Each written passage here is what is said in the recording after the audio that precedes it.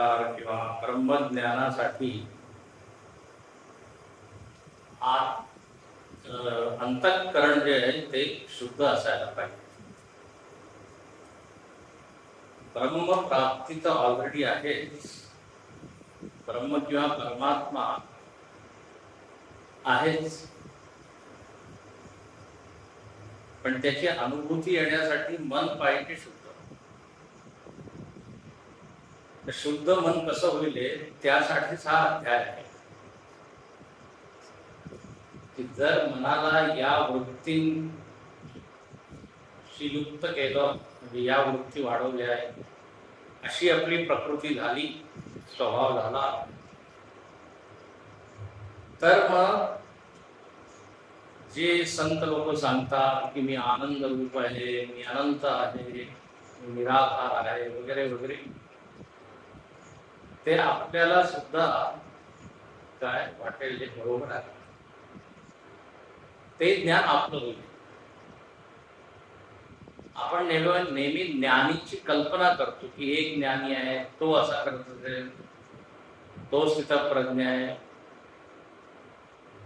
नेहमी आपण त्याला सेकंड पर्सन म्हणूनच त्याच्यावर विचार करतो, पण त्याचा उद्देश काय की ते सगळे लक्षण आपल्यामध्ये लागू झाले पाहिजे, आपण दिसले पाहिजे. त्यासाठी म्हणे तुम्ही आपल्या मनाचं वातावरण स्वच्छ करा. त्याचा उपाय म्हणजे दैवी संपत्ती वाढवणे. तर इथे एकापेक्षा एक सुंदर गुण सांगितलेले आहे. सद्गुणांची यादी खूप मोठी आहे. अनेक वेळा मी सांगितलं आहे, वाल्मिकी रामायणामध्ये प्रभू श्री रामचंद्रांचे 60-70 गुण सांगितले सुरुवातीला.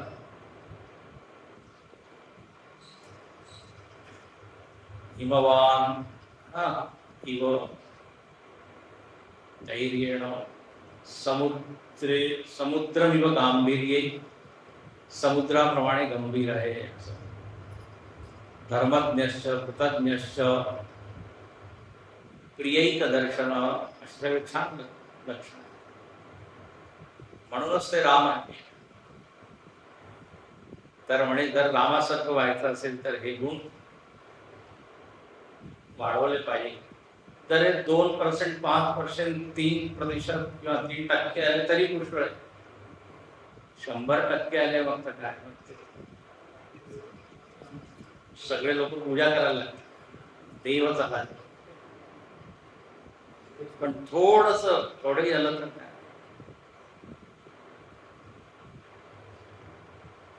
तर इथे 26 गुण सांगितले, त्यापैकी आपण पाहिले 20. 2 श्लोकांमध्ये 20 सांगितले, 9 गुण करा. आता पुढे म्हणतात तेज. एक गुण आहे तो आहे तेज. तेज म्हणजे काय तर म्हणे न त्वगता दिक्ती. शंकराचार्य म्हणतात त्वक म्हणजे कातड, स्किन. म्हणे वरच जे दीप्ती आहे किंवा प्रकाश आहे त्याला ते तिथे म्हणलेलं नाही. न त्वगता दिक्ती. ती तर आपण दुसऱ्या अनेक वस्तू आहेत त्याच्याद्वारे संपवू शकतो आपल्या चेहऱ्याला. इथे म्हणतात न त्वगता दिक्ती प्रागल्भ्यम. एक शब्द दिलेला आहे प्रागल्भ्य. मराठीमध्ये हा शब्द आहे का प्रगल्भता? त्याचा अर्थ काय?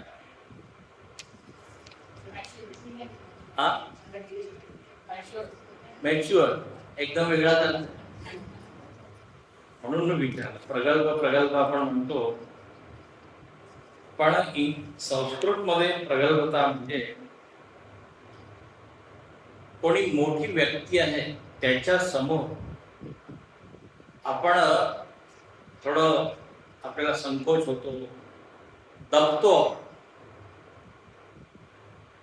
कारण समोरच्या माणसामध्ये काय तेज आहे. तर असं गुण ज्याच्यामुळे मी थोडस स्वतःला दबवीन लहान संधी. अभिभूत एक शब्द आहे, त्याच्यासमोर आपण पराजित होतो असं आपल्याला. मला नीट अर्थ सांगता येत नाही. तेजस्वी व्यक्ती आणि कसं सूर्योदय झाला तर चंद्रमाचा जो प्रकाश आहे तो कसा फिक्का पडतो की बस तसा लागला. आपली चमक त्याच्या समोर फिक्की पडते. प्रगल्भ. नाही तेच म्हणतोय, मराठीमध्ये एकदम वेगळा अर्थ आहे. तेच तर सुरुवातीला म्हटलं ते वेगळा अर्थ आहे. तर फोड तर आता पाहावी लागेल मला. प्रागल्भ म्हणतात, तेजस्विता असं तोच अर्थ आहे. जसं सूर्योदय झाला की चंद्रमा फिक्का त्या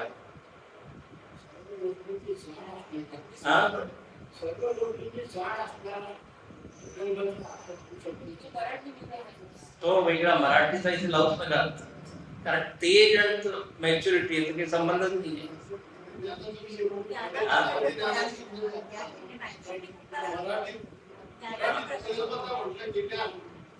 हा वेगळं आहे.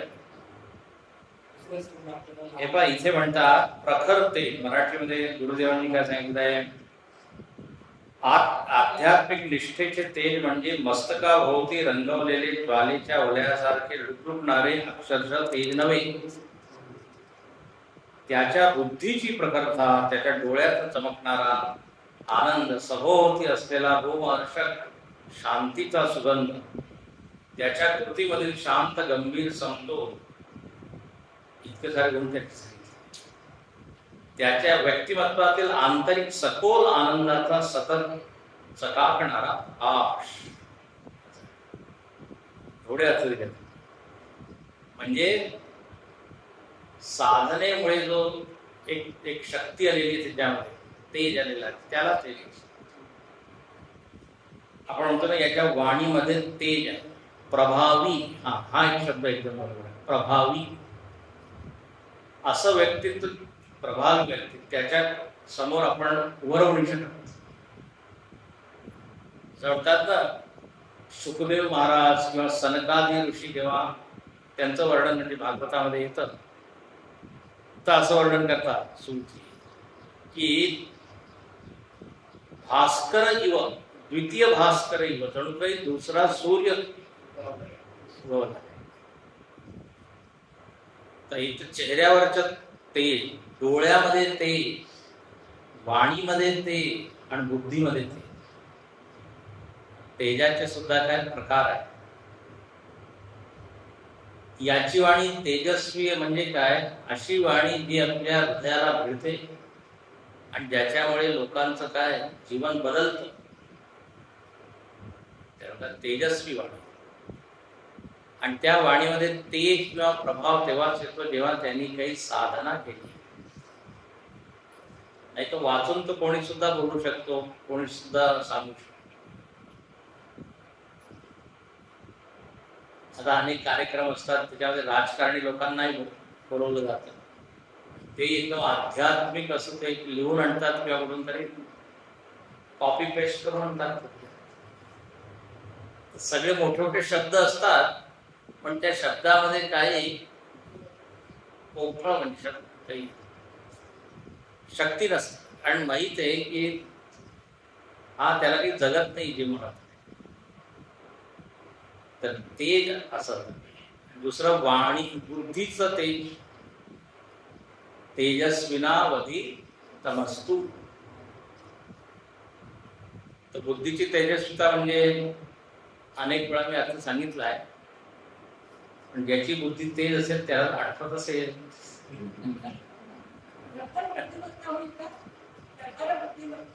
हा प्रकार बुद्धिमत्ता, ठीक आहे. पण बुद्धिमत्ता म्हणजे काय? हा म्हणजे तेजस्विता म्हणजे काय? पर्यायवाची झाली. तेजस्विता म्हणजे बुद्धीमध्ये उपलब्ध ज्ञान असणे,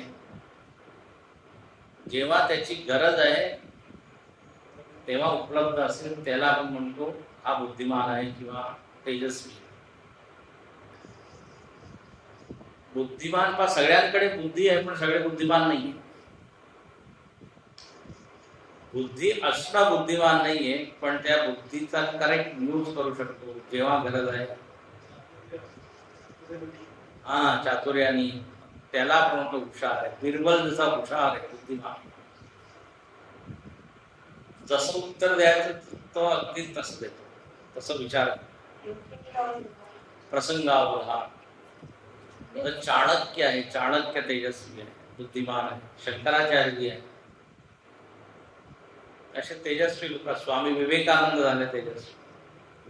त्यांची बुद्धीचं काय सगळं ते पाठ करून येते. तर म्हणजे जसं पैसा, तोच पैसा कामाचा जो उपलब्ध आहे, खिशामध्ये आहे,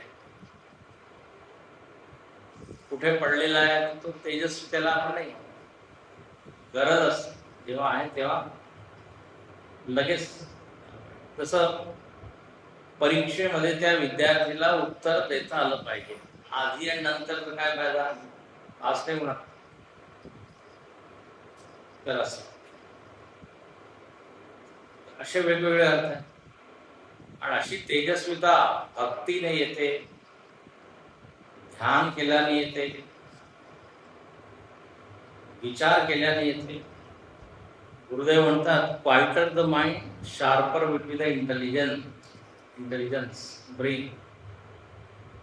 जेवढं मन शांत राहील तेवढं बुद्धी तेजस्वी, कारण त्याची ऊर्जा तुमच्या जवळ राहील. ज्याचं मन अशांत आहे, विखरलेलं आहे, मग ती सगळी ऊर्जा नष्ट होते. जसं उदाहरण मी दिलेलं आहे, त्या लेन्स मधून जेव्हा प्रकाश आपण प्रवाहित करतो, ते फोकल वर तिथे एकदम सगळे किरण गोळा होतात एकत्र. तिथे जर कागद ठेवला तो सुद्धा काय जरूर जातो. त्याचप्रमाणे एक एक किरण म्हणजे एक एक विचार आहे. सगळे विचार जर कॉन्सन्ट्रेटेड झाले तर मग शार्पनेस येते. दृश्यते तु अग्रया सूक्ष्मया बुद्धया सूक्ष्मदर्शी. कठोपनिषदेमध्ये म्हटलेलं आहे, ज्याची बुद्धी अशी एकदम सूक्ष्म असते त्याला त्याचं ज्ञान. तेजस्विता ही चांगली संपत्ती आहे. आणखीन पुढचं काय आहे तर क्षमा. क्षमा म्हणजे काय, माफ करणे. क्षमा म्हणजे कोणी अपराध केलाय, माहिती आहे आपल्याला यांनी चूक केली, गुन्हा केलाय, त्याला शिक्षा न करता आपण सोडून देतो, त्याला काय म्हणतो क्षमा. क्षमाचं विरुद्ध होईल प्रतिशोध घेणे, बदला घेण्याचा. त्यांनी केला आता मी सुद्धा करेन. त्यामुळे अशी वृत्ती नसणे त्याला म्हणतात क्षमा. आणि क्षमा माणूस तेव्हाच करू शकतो जेव्हा त्याचं मन उदार आहे, व्यापक आहे. संकुचित मन क्षमा नाही होतं, त्याला अजून मारायला, अजून कष्ट देईल, बदला घेईल. तर क्षमा गुण मोठ्या लोकांमध्ये असतो. आपले जेवढे गुरु लोक आहेत, सद्गुरू, ते क्षमा करत राहतात. म्हणून त्यांना म्हटलेले करुणा सिंधू, करुणाचे समुद्र आहे कारुण्य. आमचे गुरुजी खूप म्हणतात, आणि गुरुकडे खूप करुणा पाहिजे. समुद्रा एवढी, बाल्टी एवढी करुणा नाही. कारण शिष्य लोक इतके गडबड करत राहतात, थोडीशी करुणा संपून जाईल म्हणून सतत चला भावाची सुधारायला क्षमा. हिंदीमध्ये एक छान दोहा आहे, क्षमा बड़न को चाहिए, छोटन को उत्पात. लहान लोक जे उत्पात करत राहतात, मोठे लोक सांगितलं आहे ना तुला, त्याचं उदाहरण दिलेलं आहे. विष्णू को क्या घटी गयो जब भृगु मारे लात. भृगूने विष्णूच्या छातीवर लात मारली, ती गोष्ट. तर भगवंत त्याला शिक्षा करू शकत होते, पण काय, क्षमा. अच्छा, यांनी काय झालं, क्षमा केल्याने विष्णूचाच मान वाढला. विष्णूचं काही कमी झालं नाही. कमी कोणाचं, भृगूचं. हे काय एवढ्या मोठ्या देवाला. तर क्षमा केल्याने माणूस मोठाच होतो. असं पृथ्वीचं नाव आहे क्षमा, माहित आहे? पृथ्वी. क्षमा किती ती क्षमा करते, आपण काय काय याच्यावर करतो. जर तिने काय शिक्षा देण्यास सुरुवात केली तर एक क्षण पण राहू नाही शकत. छान उदाहरण क्षमा. तर शंकराचार्य इथे म्हणतात, आकृष्टस्य ताडितस्य वा. कोणी काही चुकीचं बोलत आहे, कठोर बोलत आहे, किंवा एवढंच काय ताडित मारत आहे, तरी अंतर्विक्रिया अनुत्पत्ती ही, त्याच्या अंतःकरणामध्ये विकार उत्पन्न होतो. आणि दुसरं म्हणतात, उत्पन्नाया विक्रियाया प्रशमनम. तर विकार जरी आला तरी तो काय मनामध्येच ठेवतो, सोडा, काय करा. दंड म्हणजे शिक्षा नाही करत. सगळ्यात मोठी क्षमा म्हणजे मनामध्ये येतच नाही ती वृत्ती की याला काही. दुसऱ्या लेवलची आली तर तो शांत. आणि तिसऱ्या लेवलची क्षमा म्हणजे एवढी शिक्षा देऊ शकत होता आपण, एवढी शिक्षा. ही सुद्धा एक प्रकारची काय क्षमाच आहे. आता राष्ट्रपती वगैरे करतात ना, कमी फाशी शिक्षा, जन्म 10 वर्षाची शिक्षा, 8 वर्ष. ही क्षमा. क्षमाचे सुद्धा वेगवेगळे देव. तर याप्रमाणे इथे ही एक चांगली संपत्ती आहे. पण क्षमामध्ये सुद्धा परत सगळ्यामध्ये विचार आहे, विवेक आहे. सगळ्यांना जर क्षमा करत बसला तर मग अराजकता होते. म्हणून वेदांत म्हणजे काय, राईट थिंकिंग. आमचे गुरु छान म्हणतात की सगळी साधना म्हणजे काय, बरोबर विचार करणे. काल सांगितलं ना, अति नाही. अति क्षमा करत गेला तर तो अजून डोक्यावरच चढेल. आई वडिलांनी शिक्षा दिली पाहिजे मुलांना. ती गोष्ट आहे ना, त्या मुलांनी चोरी केली आणि त्या आईने शिक्षा दिली. आता त्याची ती सवय वाढत गेली. तुरुंगात गेला तो, फाशीची सजा. शेवटची इच्छा काय, म्हणे आईला सुद्धा तुरुंगात टाक. असं तो हे का, म्हणे जर तिने मला आधी बालपणीचे केलं असत. अर्थ काय आहे की क्षमा कोणाला करायचं, म्हणजे जर क्षमामध्ये सुद्धा हित भावना आहे. जर आपल्याला वाटत असेल की क्षमा केल्याने हा आपली चूक सुधरवेल, तर मग ती क्षमा ही ओके, चांगली. क्षमामध्ये सुद्धा हित भावना आहे. आपण म्हणतो ना, तुला क्षमा करत आहे, आता परत तू चूक करू नको. परत चूक केल्यास तुला शिक्षा, म्हणजे एक आपण त्याला चान्स देतो. काय सॉरी म्हणतात, पण असं नाही चुका करून सॉरी, चुका करून सॉरी. आई वडील म्हणतात, आय एम सॉरी, आता मी तुला 2-4 वेळा ठीक आहे, पण क्षमा असा एक छान देवाबद्दल असं म्हटलेलं आहे, he gives and forgives English मध्ये. तो देतो आणि क्षमा करतो. He gives and forgives. We get and forget. आपण प्राप्त करतो आणि मग विसरून जातो. फॉरगिव्हनेस, चिंतन करायचं. अच्छा, आपण क्षमा करतो पण स्वतःला खूप क्षमा करतो, रोज क्षमा करत असतो. माझ्यामध्ये आहे कोण क्षमा असं नाही आहे. दुसऱ्याला क्षमा करतो. मग पुढे पहा, धृती ही. आता पहा, कौरव पांडवांमध्ये तुम्ही पहा, कौरवांना किती वेळा क्षमा क्षमा केली, पण जेव्हा त्यांनी ऐकलं नाही, मग आता म्हणे युद्धच एक पर्याय आहे. धृती म्हणजे काय? धृती म्हणजे मनोधैर्य असं म्हणायचं.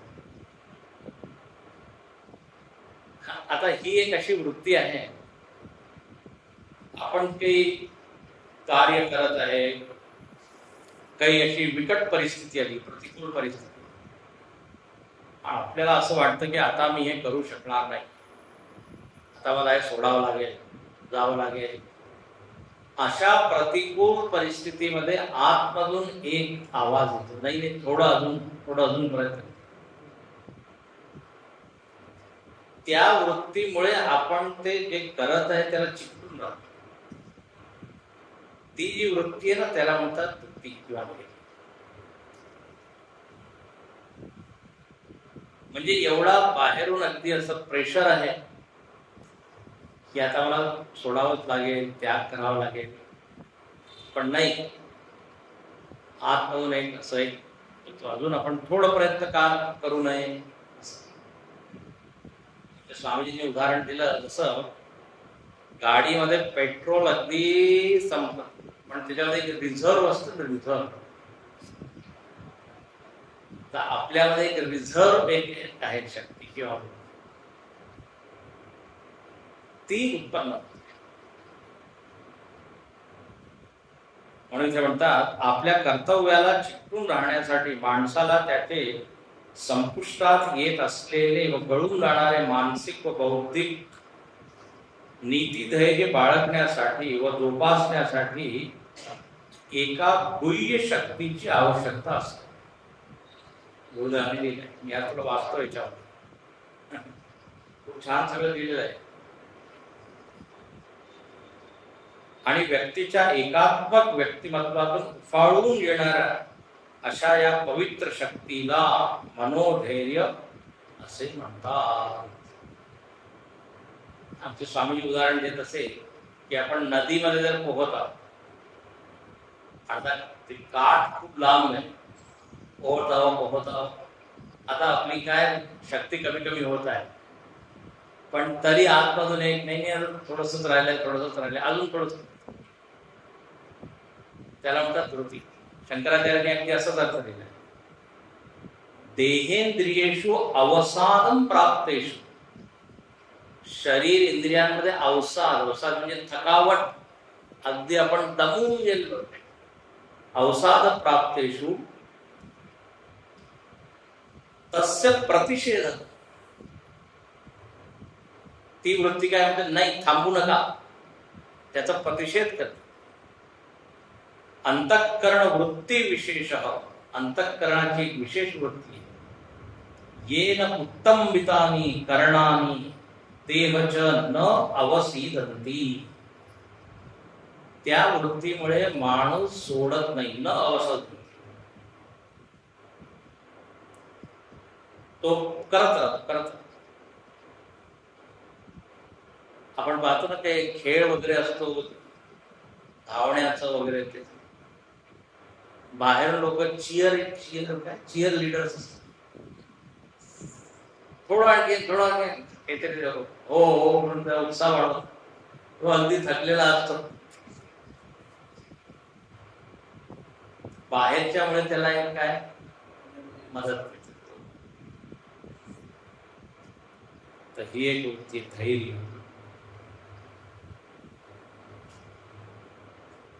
मग म्हणतात शौचम. हे पहा, मी रामानुजाचार्यांनी लिहिलेलं भाष्य सुद्धा आणलंय.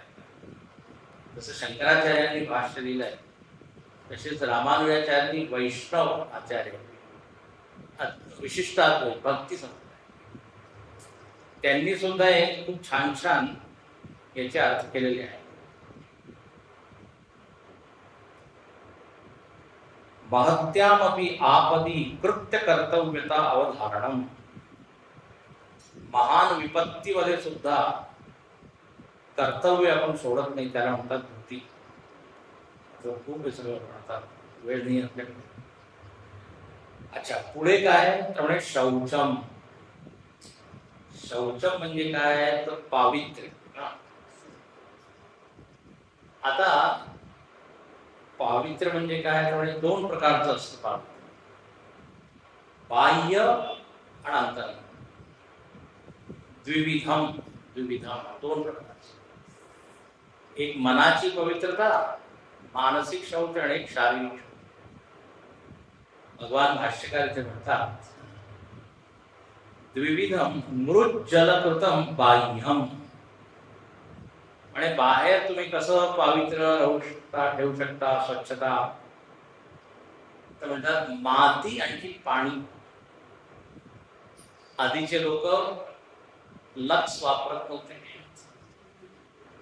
किंवा दुसरे साबण नाही, काय मातीनेच. आपलं शरीर मातीनेच बनलेलं आहे, मिट्टी में मिल जाएगा.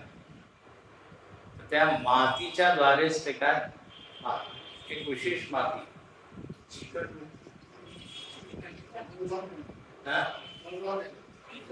मडबा हा तोच आहे नॅचरोपॅथी. मडबा, मड म्हणजे माती. आज सगळं चेहऱ्यावर सगळं असं लावून झोपतात, पाठीवर. मुलतान, तेच मला मुलतान, ती माती लावून त्यांनी खूप स्वच्छ होतो चेहरा वगैरे. रोगही खूप थंड असतात, पोटावर असं लावून झोपतो. नॅचरोपॅथी मध्ये जा, काय म्हणतात, नैसर्गिक निसर्ग. त्या बायकोने विचारलं, ते सगळं मड वगैरे करून आली, मग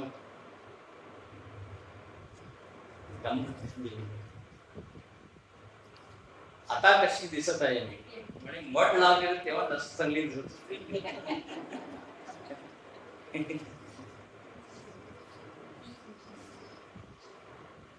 तर मातीने सुद्धा स्वच्छता. आपल्याला वाटतं माती म्हणजे घाण आहे, असं नाहीये.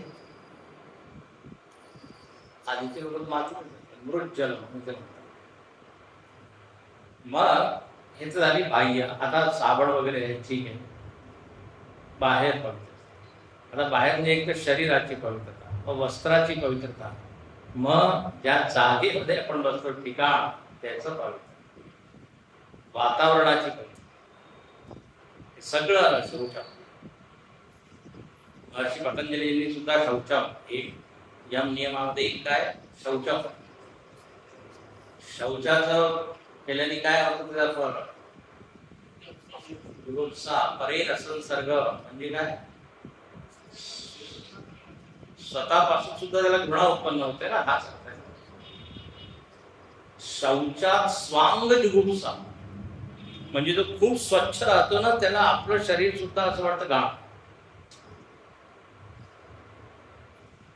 पण ज्याला खूप स्वच्छ राहण्याची सवय असते, त्याला जर कपड्यामध्ये थोडाही डाग लागला तर सहन नाही होत. पण ज्याच्या कपड्यामध्ये डागच डागे, काळे काळे होते, काय कुठेही तो बसू शकतो, कुठेही, आणि क्या फरक पडता एवढा. पण दुसऱ्याला फार फरक पडतो. शौच हे नियम आहे ना, नियम वेगळे आहेत, नियम. तर हे तर झालं बाहेर. आणि पहा, बाहेर जेव्हा स्वच्छ असतं तेव्हा एकदम प्रसन्न व्हा. म्हणून ते इंग्लिश मध्ये वाक्य आहे, cleanliness is next to godliness. म्हणजे जर तुम्ही स्वच्छ आहात तर तुम्ही you are almost like God, म्हणजे देवाप्रमाणे, किंवा देव तुमच्यावर प्रसन्न होईल. हे पहा, देव एकदम शुद्ध आहे, नित्य शुद्ध बुद्ध. आपल्याला शुद्ध व्हावं लागेल. त्यालाही स्वच्छता शुद्धता आवडते. म्हणून असं म्हणतात शिवम भूत्वा शिवम यजे. आता त्या शंकराची पूजा करायची तर आधी तुम्ही शंकरासारखं. म्हणून काय म्हटलेलं आहे, मंदिरामध्ये जायचं आहे तर आधी स्नान करून मग जा. थोडं तर काही मॅचिंग असलं पाहिजे ना. तर हा एक गुण छान. जो आळशी माणूस आहे त्याला हे करणं खूप कठीण. स्वच्छ. इंग्रजीमध्ये एक वाक्य ना, cleanliness is next to godliness. तो थोडासा बदलतो या वाक्यात. Cleanliness is next to impossible. म्हणजे ते असंभव आहे. तमोगुणी माणूस स्वच्छ नाही होत. तो म्हणतो की साप्ताहिक स्नान करतो. हा, आता युट्यूब वर चालू आहे म्हणून शब्द तो जरा कळला. तर शौच. अच्छा, हे तर झालं बाहेरची पवित्र. दुसरं काय, आभ्यंतरम. आभ्यंतर म्हणजे अंतरंग. मनोबुद्धयो नैर्मल्यम. मन आणि बुद्धीची निर्मलता. ध्यानामध्ये भगवंतांनी काय सांगितलंय, शुचौ देशे प्रतिष्ठा है ना, पवित्र जागामध्ये, आणि मग पवित्र मनाने बसा. आता मनाचं पावित्र्य कसं होईल? मनाचं पावित्र्य म्हणजे काय? तर इथे शंकराचार्य एक वाक्य लिहितात, माया राग आदी कालुष्य अभाव. ज्या मनामध्ये राग, द्वेष, माया, कपट, छल हे कालुष्य आहे, ही घाण आहे आणि याचा अभाव आहे, त्याला आपण काय म्हणू, आभ्यंतर. म्हणून जेव्हा पूजेला बसतो तेव्हा एक श्लोक म्हणतो, अपवित्र पवित्रो वा सर्वावस्थातो विवा यस्परे पुंडरीकाक्ष सभायाभ्यंतर श्रुती. है ना, पवित्र होऊन मग मी पूजा करत. तर हे झालं. आता मनाचं पावित्र्य अजून कसं आपण मिळवू शकतो? आणि सतत सत्संग करत राहा, आपोआप स्वच्छता होत राहील. न कळता हळूहळू. मग म्हणतात पुढे अद्रोह. इथे रामानुजाचार्यांनी शौच शब्दाचा अर्थ काय केलाय ते म्हणतात की कर्तव्य जेव्हा आपल्याला करायचं असतं, कर्तव्य करण्यासाठी आपण योग्य आपल्याला तयार करतो, त्याला म्हणतात शौच. म्हणजे कोणतेही तुम्हाला ऑफिसमध्ये जायचं, ऑफिसमध्ये जायच्या आधी आपण आपल्याला नीट नेट करतो. तर वेगवेगळे असे कर्तव्य आहे. लग्नाला जायचंय तर व्यवस्थित होऊन जात. तर कर्तव्य करण्याआधी आपण जे स्वतःला स्वच्छ करतो ते काय? शौच. बाह्यांतकरणानां कृत्य योग्यता. शास्त्रीय, शास्त्रानुसार जे कर्तव्य कर्म सांगितलेले आहे त्याचे योग्य आपण बनतो. तसं पूजा करणं कर्तव्य शास्त्राने सांगितलं. तर जर पूजा करायची असेल तर काय करावं लागेल? तर आधी तुम्हाला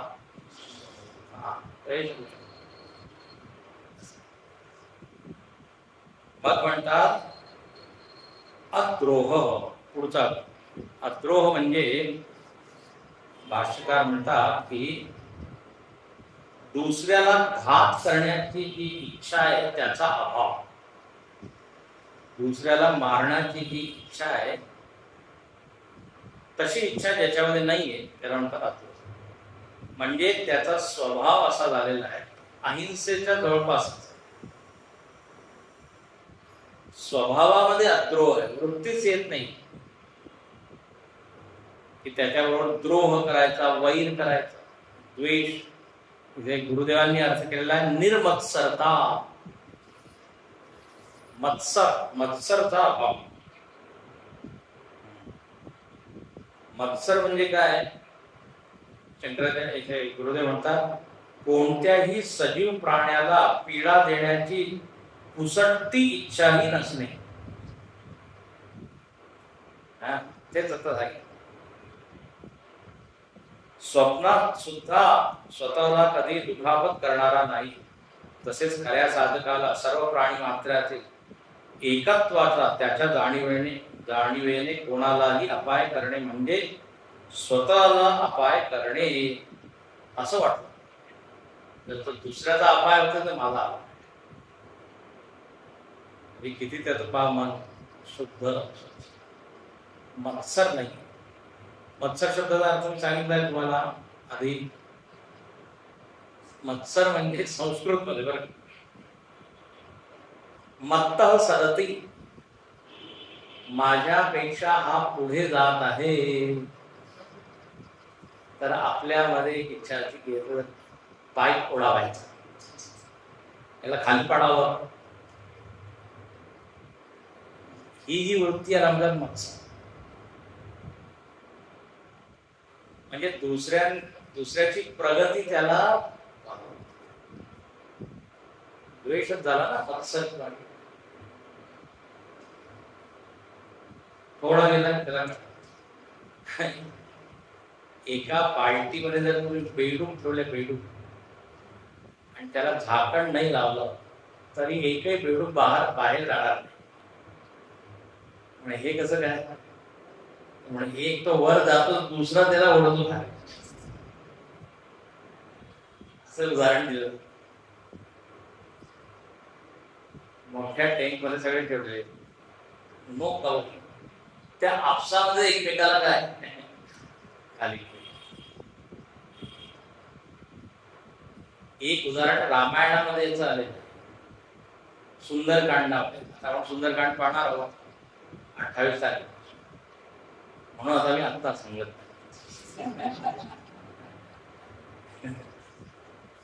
त्याच्यामध्ये उदाहरण आहे मारुती असा वर जात आहे आकाशामध्ये. समुद्रामध्ये एक राक्षस ती खाली ओढते. तिचं नाव आहे सिंहिका. तेच प्रतीक आहे मत्स्य किंवा ईर्ष्या. सावलीला पकड धरून ती खाली ओढावी. तो अर्थ आहे छान. तर तो दुर्गुण मत्सर. तिला पावडणी जाते की ही रामाकडे सीतेकडे जात, हनुमंत जात आहे खाली. तर या मत्सराचा अभाव म्हणजेच अद्रोभाव. आता मत्सर नाही म्हणजे काय? सगळ्यांना स्वीकार करणे. इथे रामानुजाचार्य म्हणतात की अद्रोह म्हणजे काय? तर म्हणे परेषु स्वच्छंद वृत्ती निरोध रहितत्वम. एकदम वेगळाच अर्थ केला.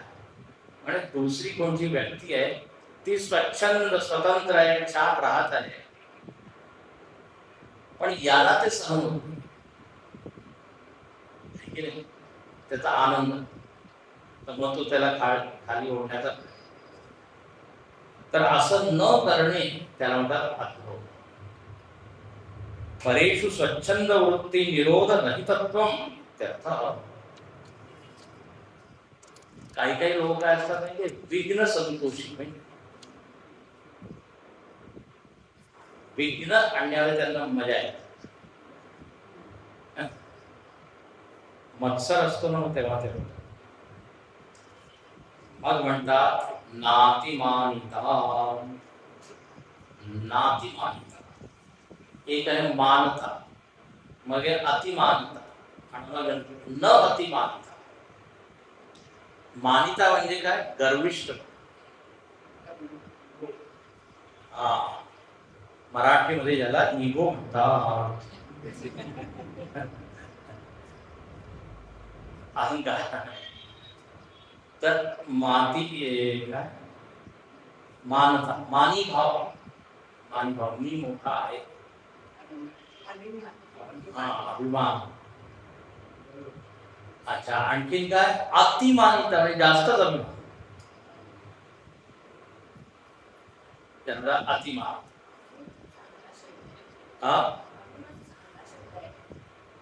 नाही नाही, ते मी सांगतो. तो आहे स्वाभिमान किंवा अभिमान दुसऱ्या अर्थात, म्हणजे देशाभिमान काल मी म्हटलं ना, तो वेगळा अर्थ. अभिमान म्हणजे घमंड, मी आधीच सांगितलं गर्विष्ठ. तर त्याचा अभाव अतिमानिता. शंकराचार्य अत्यर्थ मान अतिमान, म्हणजे तो फार आपल्याला खूप जास्त समजतो. तद्भाव पूज्यता, अतिशय भावना. स्वतःला तो काय पूज्य मानत आहे, म्हणजे मी जिथे काय लोकांनी हार वगैरे तयारच ठेवायला पाहिजे अशी अपेक्षा ज्याची असते, याला काय मग अहंकार. आणि जर त्यांनी समोरच्याने तसं केलं नाही तर त्याला राग येतो. तो काय म्हणतो, माझा तुम्ही अपमान केला. जो माणूस अभिमानी असतो त्याला अपमानाचा अनुभव. संत लोक असे मानापमान होतो. अनेक वेळा तुम्हाला हा शब्द याची फोड करून सांगितलं आहे, मला असं लक्षात आहे. मान म्हणजे आपण स्वतःला मोजतो, नापतो, त्यानंतर मान. सगळ्यांची आपल्या स्वतःबद्दल एक इमेज आहे, प्रतिमा आहे. थोडंफार आपल्याला काही आहे ना, मी गाणार आहे, मी कवी आहे, चित्रकार आहे, बुद्धिमान आहे, काहीतरी आपण आपल्या बाबतीत एक समज आहे. हा, तर याला काय म्हणू, मान. मी सुंदर आहे हे मान. पण अभिमान म्हणजे काय, जेवढा मी आहे त्याच्यापेक्षा जास्त करून मी स्वतःला मान, त्याला म्हणतात अभिमान. उदाहरण मी दिलेलं आहे तुम्हाला. मी एखाद दोन चार कविता केल्या आणि आता मी स्वतःला मानतो की कालिदासानंतर माझाच, याला काय म्हणतो अभिमान. किंवा गाणं म्हटलं आणि लोकांनी खूप टाळ्या वाजवल्या, वा काय छान भजन गाणं, अरे म्हणजे आता तानसेन नंतर माझाच नंबर आहे, अभिमान. अच्छा, आणि मी जे मानत आहे समोरच्यानी त्याप्रमाणे जर प्रतिसाद दिला तर मला काय अनुभव होतो, मला अपमान केला. म्हणजे स्वामीजी तुम्ही गाणं म्हणता, तुमचा आवाज म्हणजे फाटलेल्या बासा, हिंदीवर फटे हुए बास. आता मला काय अनुभव होईल, आनंदाचा अनुभव, सन्मानाचा की अपमान. म्हणजे मी जेवढं समजतोय समोरच्याने कमी करून, आकडे कमी करून, त्याला काय अपमान. हा, आणखी समोरच्याने जरा जास्त करून जर आपल्याला आपण मान दिला त्याला सन्मान म्हणतात, सन्मान. तर मान, अभिमान, सन्मान, अपमान, आणि एक आहे स्वाभिमान. स्वाभिमानचा स्वाभिमान म्हणजे काय, अहंकार किंवा गर्व नाही. स्वाभिमान म्हणजे एक अशी वृत्ती की जर कोणी माझ्या देशावर किंवा माझ्या कुळावर, परिवार काही बोलत असेल तर मग उफाळून जी वृत्ती येते, विरोध करत आहे, त्याचा स्वाभिमान जागृत झाला म्हणतो की नाही. त्याच्यामध्ये घमंड नाहीये, पण तो स्वतःचा अपमान सहन करून नाही, सहन करा. गर्व से कहो हिंदू गोयल, हा घमंड नाहीये, हा स्वाभिमान. भारताबद्दल कोणी काही बोलत आहे आणि मी हो हो म्हणजे स्वाभिमान किती मला? आता मराठीमध्ये या स्वाभिमानाला अभिमान, मला अभिमान आहे की माझे आई वडील, तो सकारात्मक अर्थाने आपण प्रयोग करू. अभिमान आहे की भारतामध्ये माझा जन्म झाला. एकच शब्द आहे पण त्याचं टोन वेगळं आहे, त्याचं स्वर वेगळं.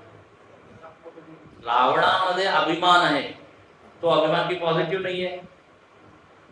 रामामध्ये हा अभिमान आहे की मी रघुकुळात माझा जन्म झाला आहे. त्याच्यावर कोणी पाहिलं किंवा त्याचा नुकसान करण्याचा प्रयत्न केला तर मी सहन करणार नाही. स्वाभिमानामध्ये काय, स्वतःहून तो लोकांना मारत नाहीये किंवा बळजबरीने हे नाही करत मला तुम्ही माना. अभिमानामध्ये काय, म्हणजे जो नेगेटिव्ह अभिमान आहे, रावण सगळ्यांना धमकी देतोय माझी पूजा करा, मला म्हणा. हा त्याला दुराभिमान म्हणतात. तर इथे म्हणतात नातिमानता. म्हणून 20 गुणांमध्ये सगळ्यात पहिलं गुण 13व्या अध्यायामध्ये अमानित्वम सांगितलं. जर तुम्हाला ज्ञान मिळवायचं असेल तर हा मान सोडा. विष्णू सहस्रनामामध्ये सुद्धा भगवंताचं नाव आहे अमानी मानदो मान्य, स्वतः मान्य. पण आहे विष्णू काय म्हणतो, जर तुम्ही माझी पूजा केली तुम्हाला खूप मान मिळेल. मान्यता न अतिमानता. अतिमानता नाही, उगीच आपलं स्वतःला मोठं म्हणा. इथे रामानुजाचार्यांनी छान सांगितलं, अस्थाने गर्व. जिथे गर्व करण्याची काही गरज नाही तिथे तुम्ही गर्व करा. अस्थाने गर्व. पण गर्व कुठे करायचा आणि कुठे नाही, गुरूंच्या समोर आपलं ताट मान करून अस्थान आहे, बरोबर स्थान नाही. मोठ्या लोकांसमोर वागू. पण जो अतिमानिता आहे तो तर अतिमानी जो आहे तो समोरच्याकडे पाहतो, तो मीच मोठा आहे. म्हणजे ज्याचा अभाव ज्याच्यामध्ये आहे तो दैवी संपत्ती व्हा. याप्रमाणे इथे भगवंतानी हे जे प्रकरण होतं याचा उपसंहार केला. काय म्हणतात, भवन्ति संपदं दैवीं अभिजातस्य भारत. म्हणे जे दैवी संपत्ती घेऊन जन्माला येतात त्यांच्यामध्ये हे सगळे गुण असतात. हे गुण दैवी संपत्ती घेऊन जन्माला येणाऱ्याच्या ठिकाणी असतात. आणि मी काल सांगत होतो ही आपली संपत्ती एक तर जन्मजात आहे. काय म्हणतात त्याला मराठी, जन्मजात नाही, जन्मापासूनच आहे. त्याला काय अभिजात, जन्मजात. अच्छा, एक अभिजात शब्द खूप प्रयोग करतात ना. अभिजात संगीत म्हणजे घराण्यामधून ते आलेलं आहे, परंपरे. पूर्व वर्ष तर इथे अभिजात म्हणजे फक्त जन्म, ते तो अर्थ नाहीये. अभिजातस्य म्हणजे दैवी संपत्ती घेऊन जन्माला आलेला. त्याला आपण हे गुण जर त्याच्यामध्ये असतील तर म्हणू की हा दैवी जीव, दिव्य जीव आहे, दिव्य व्यक्ती. याला इंग्रजी म्हणतात ना बॉर्न सेंट, बॉर्न ग्रेट. जन्मापासून रमण महर्षींनी उपदेशसार ग्रंथ लिहिला आणि त्याच्यामध्ये शेवटचा एक श्लोक, विंदती हजी वस्तु दैविक महदिदंतको रमणवाद. म्हणजे जे लोक दैवी संपत्ती घेऊन जन्मास येतात त्यांनाच हे आत्मज्ञान होतं. विंदती प्राप्नोती. याप्रमाणे इथे हे एक प्रकरण पूर्ण झालं. एका ठिकाणी मी ज्ञान यज्ञामध्ये हाच अध्याय घेतला. 5 दिवस हेच सगळे झाले, कारण चांगलं आहे ना ऐकण्यामध्ये. आणि मग सुरू झालं आसुरी. तर ते म्हणाले, स्वामीजी 5 दिवसामध्येच तुझं पूर्ण केलं असतं, म्हणजे पुढचं सांगितलं नसतं तर बरं झालं असतं. कारण इतके छान छान गुण तुले, म्हणजे ते ऐकण्यासारखे नाही असं. पण आता इथे ऐकावं तर लागतील. का? कारण असं आहे, दोष आपल्याला काढायचा असेल तर आधी समजावं पहिल्या दिवसातून सांगितलं. पण आता इथे छान आज आपण पूर्ण करत आहोत. पुढच्या ज्ञान यज्ञामध्ये 4थ्या श्लोकावर आता तंभ तर्प अतिमान. आता झालं ना अतिमान. इथे काय लगेच अतिमान. पुढचा श्लोक अक्रोध आपण पाहिला. इथे काय क्रोध. पारुष्यम कठोरता. तिकडे आपण पाहिली मृदुता मार्दव. अज्ञानम अज्ञान. हे सगळे आसुरी संपत. अभिजातस्य पार्थ संपदम आसुरी. याप्रमाणे हे 26 गुण देवालाही आवडतात, समाजामध्ये लोकांनाही आवडतात. आणि जर व्यक्तिमत्वामध्ये एक गुण असतील तर आपल्याला सुद्धा छान वाटतं. एकही दुर्गुण किंवा दोष आला तर आपल्याला पश्चात्ताप होतो. असं एक कसं झालं का, म्हणजे सगळ्यांसाठी हे दैवी गुण आनंद देणार. असं एक फूल असतं की नाही, फूल उमललं की सगळ्यांना